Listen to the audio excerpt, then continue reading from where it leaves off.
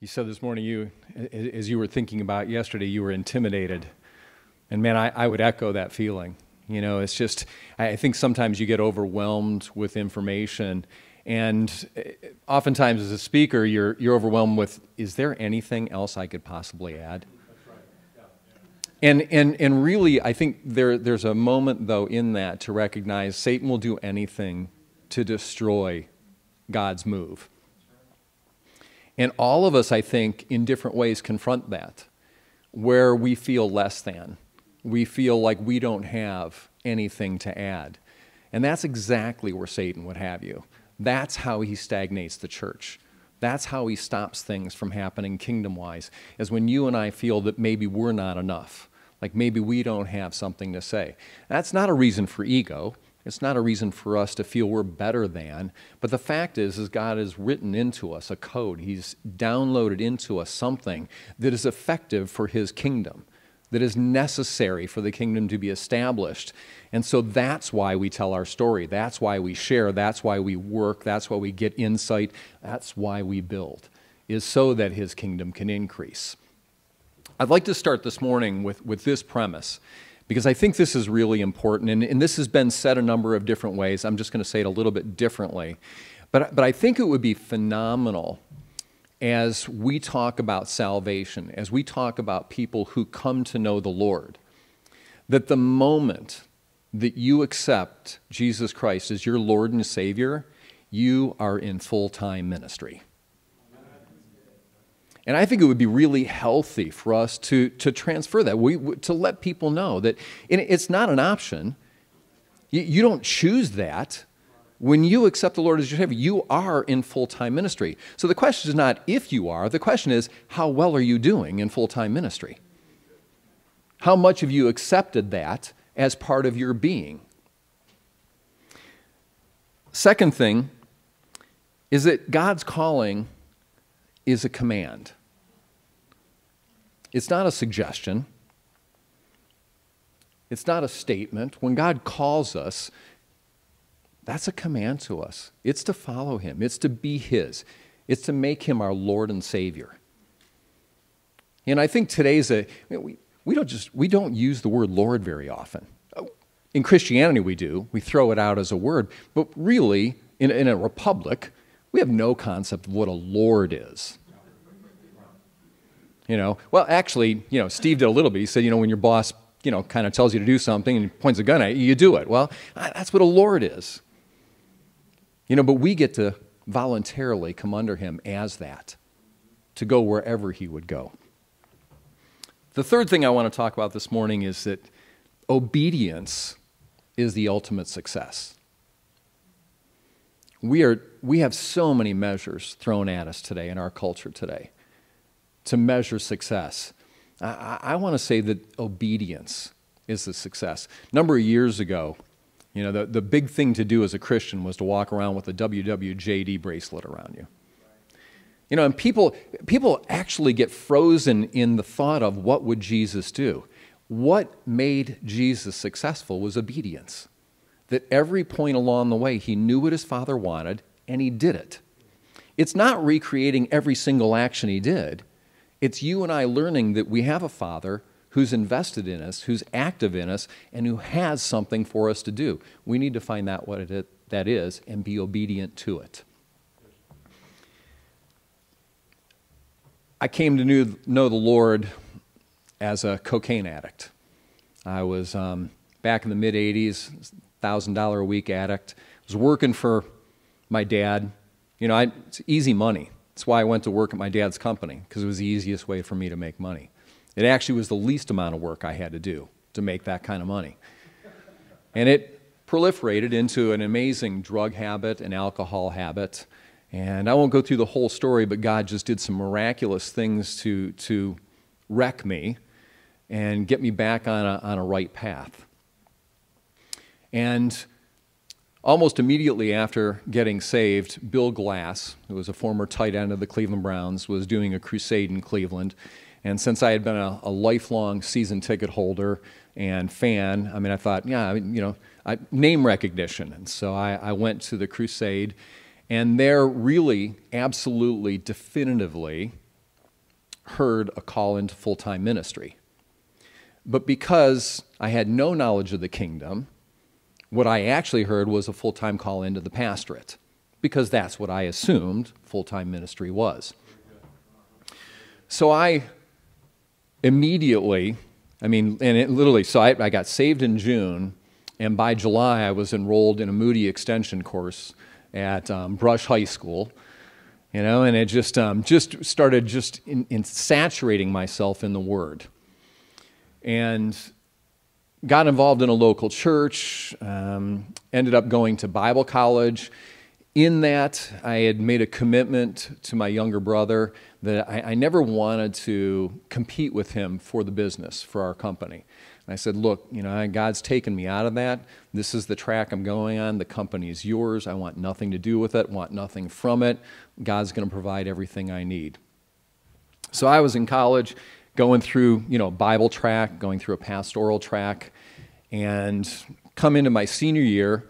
I'm going to be getting married, go in, see the guidance counselor, beginning that senior year. And so what are you planning on doing? And I said, well, I'm going to go into the pastorate. And he looks at me and he says, well, that's actually not possible. I'm like, well, what do you mean? He said, well, the Assemblies of God doesn't license and ordain people with previous marriages. And I'm looking at him and go, like 3 years ago would have been a great time to tell me that. And so, I'm just wrestling. And, so the questioning starts. It's like, all right, Lord, what are you doing? And I start looking at different denominations and what can I do? And so my wife and I get married. And a week later, my brother is killed in a drunk driving crash. And so we walk through that tragedy together as a family. And it was about a month later, my dad came and said, hey, I obviously, you're unsure of your commitment and, or unsure of your calling, what you're going to do. And he said, I've been working with this organization called Fellowship of Companies for Christ International and starting to understand how we're to operate this business according to biblical principles and to use it as a platform for ministry. And he said, would you and Amy be willing to go to a conference just to maybe hear a little bit about, what those possibilities are? And he said, the conference is in Naples, Florida at the Ritz-Carlton. And so being the sacrificial servants that we were, my wife and I said, oh, yeah, I suppose we could do that. And what was wonderful was the keynote speaker was Horst Schultz, and he's the founder of the Ritz-Carlton hotels. And he shared his salvation story and shared how God had really led him to develop a great company for the glory of God, and how every fabric of that organization was interwoven with biblical principles. And it was really all about helping to fulfill every one of his employees to be the most that they could possibly be. And when they did that, the customers were the most well-treated. And so it really, God just started moving in our hearts. And I came back and said, this is the door that God has open. I still love to preach and speak, and that's what I really want to do. But I understood that, this is the door that God had open for me. And I said, I can understand how ministry can take place this way, and so I'm going to start that path and that journey. And so it started with that simple point of obedience. I could have fought against God. There were quite a few denominations that ordained and licensed people with previous marriages and could have gone, but I chose to follow the route that He had open. And because of that, God has opened so many doors.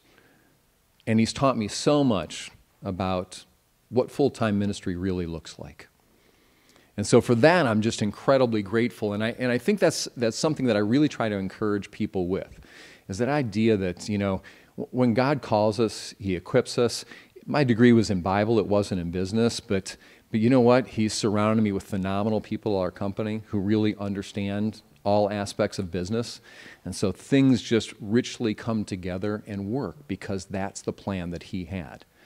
And as we follow His calling, His plan, things work in His power. One of the things that God really took me to in this process was the concept of him owning the business. And in our culture, that it's a little bit weird. It's weird on two senses. It's weird when you think of publicly owned and traded companies where you've got 1 million stockholders who all think they should have a voice. But it's also weird in privately held companies when we have a culture who ownership is control, ownership is, about them, ownership is so much of that. And so this idea that God owns a company, that he's the reason it exists, and if he's the reason it exists and he owns it, then why? It kind of comes back to, some of Steve's ruminations this morning. Is why would he own the company? And I was really privileged when my dad retired and when I took over. Fellowship of Companies for Christ was doing, and it lasted less than a year. There were only 2 groups who went through it, but it was called the Masters Institute. And the Masters Institute was a philosophical submarine dive in what does it look like if God owns a company. And there was really very little taught. What you were forced to do was to get on your knees and to figure out, why does God own this company?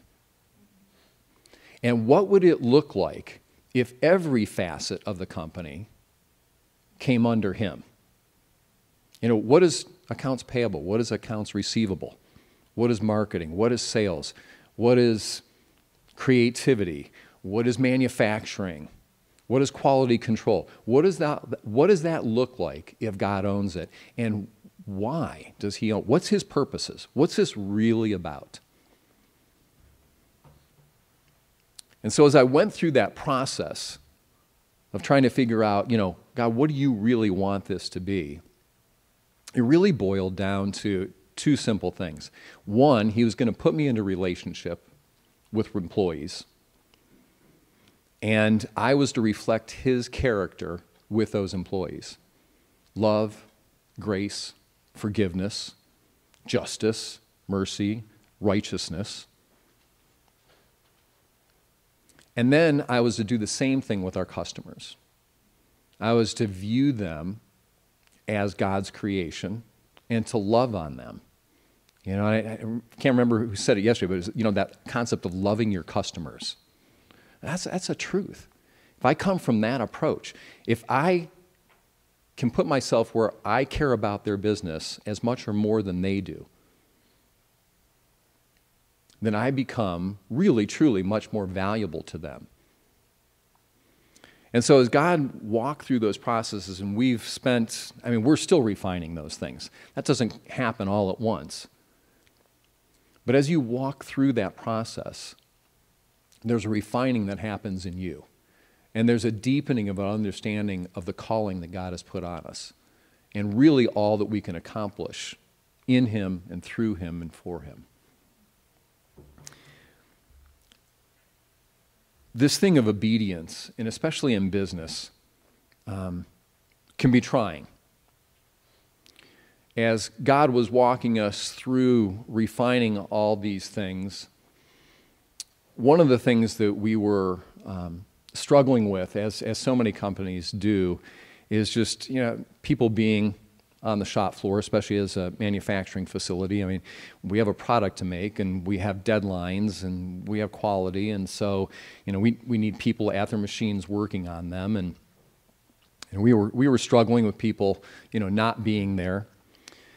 And so we were, you're wrestling with all kinds of ideas, and how do we do this? And our leadership team was, okay, what kind of policies do we come up with so that when people call in sick, and we were starting to go to that place where we were thinking about calling their doctors and all these just in a sense we were trying to control. And I was doing my devotions one morning, and God said, what if you were to actually give your employees unlimited sick time?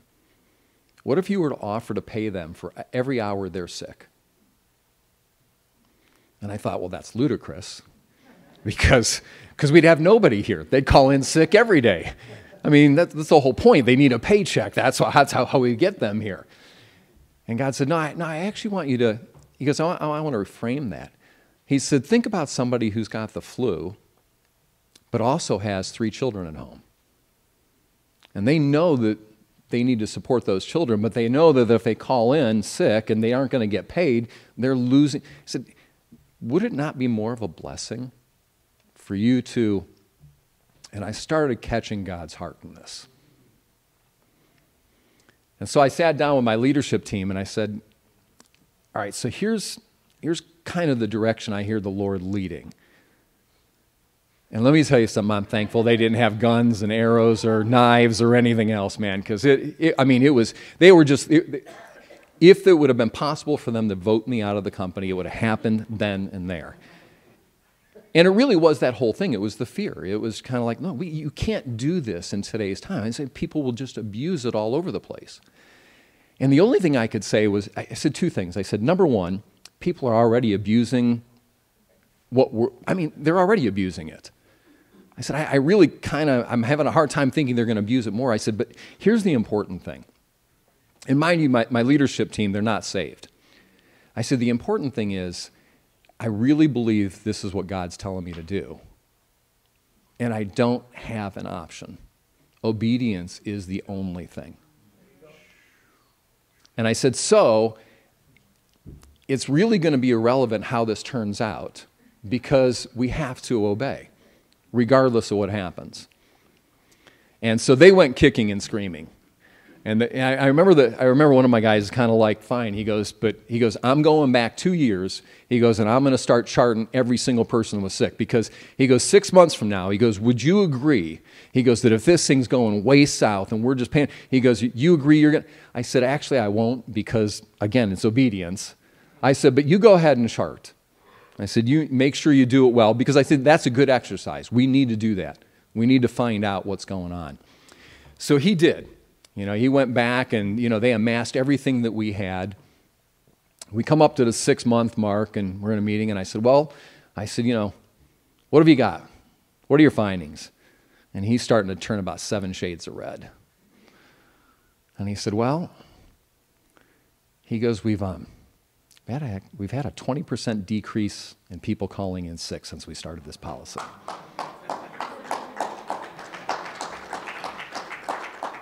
And the phenomenal thing is that he got to experience God's faithfulness through that.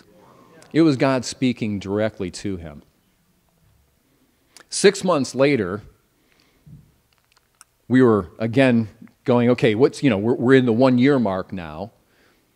Let's take a look at this. Let's see what God's done. Let's see what's really happening. The amazing thing is at the 1-year mark, the 3 people that we had working for us that abused the policy the most, they had all quit. They weren't terminated.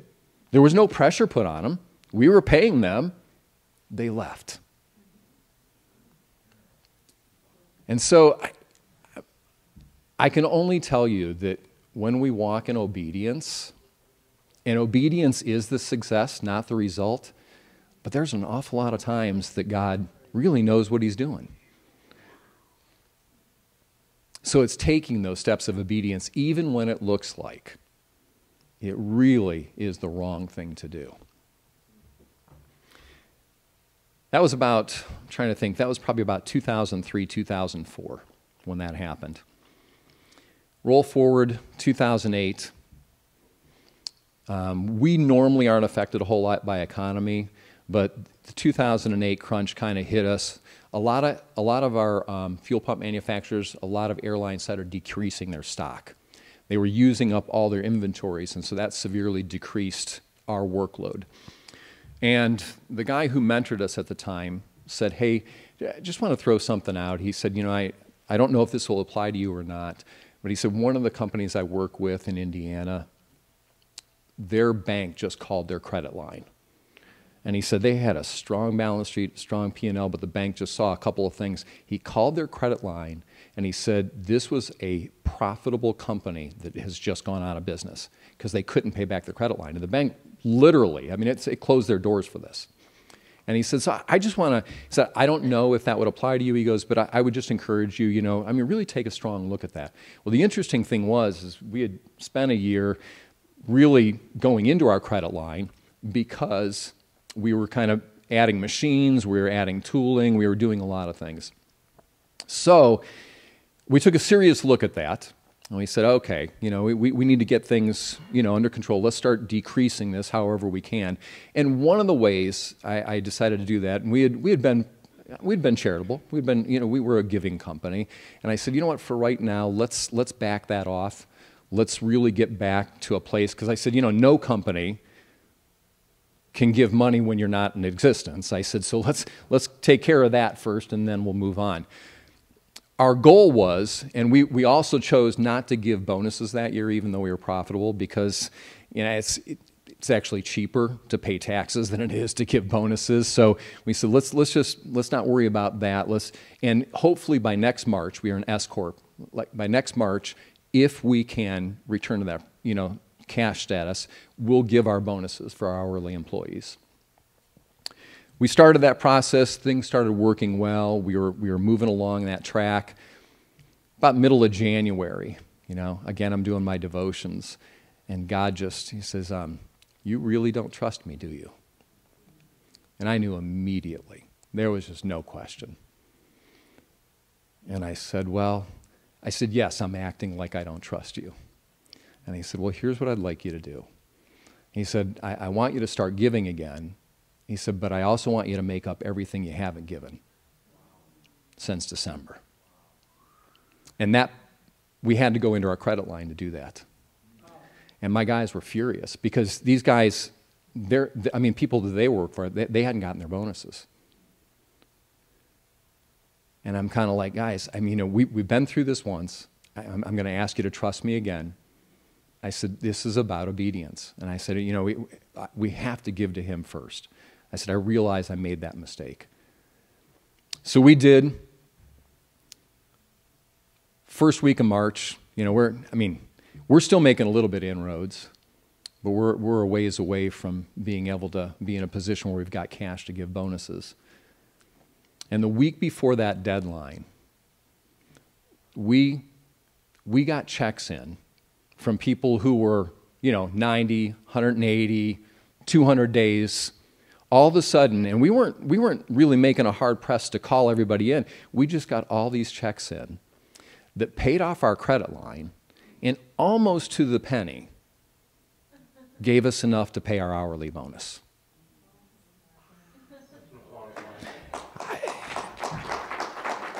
It's the economy of God. Then he took it another step, and he said, I'd like you to start tithing as a company. I actually want you to 10% of your gross sales. And it was a little less hard to sell than the previous, but we started doing that. And by the end of that year, we had not only been tithing, but we had, equal to the previous year's credit line, we had that amount of money in an investment account. And that was on top of tithing. So again, God's economy is so much bigger than ours. Obedience is better than sacrifice. Now, I want to caveat this with one thing, though. I've got a friend, and in the closing minute, I just want to share this because you hear a lot, and what sticks in our minds is these great things of when God takes obedience and does these amazing things. I've got a friend who did all the right things in starting a business. Prayed and fasted for a year or two, sought great counsel, developed great strategy, did all these things, started his business. A year and a half in, he's $180,000 in debt and had to close the business.